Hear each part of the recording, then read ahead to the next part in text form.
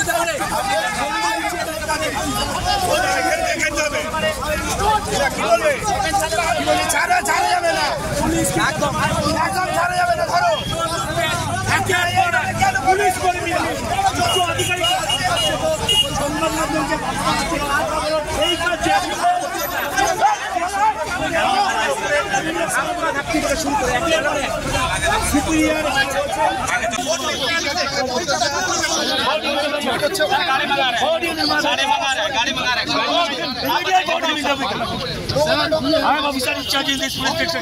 You have no right to do this. He has no right to do this. You board him. You board him. You now board him. Hey, change color. You board him. I direct you. As officer in charge of this police station. Okay. Voting process obstruct করছেন আপনি। You are obstructing আপনি চলুন। Police দেখেন গাড়ি মাংবা কে লেকে যায়। দেখা যাচ্ছে একের পর এক কথা, একের পর এক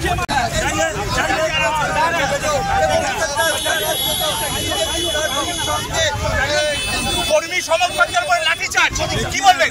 দেখিয়ে কোন রাজত্ববাদ পুলিশ কতটা দলদা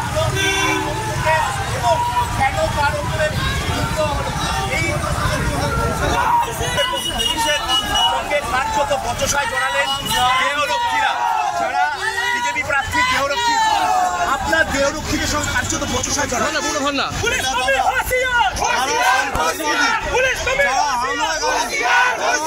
খুন ধর্ষণকারী, তাদের প্রতি এই পুলিশ দলদাস পুলিশ যেভাবে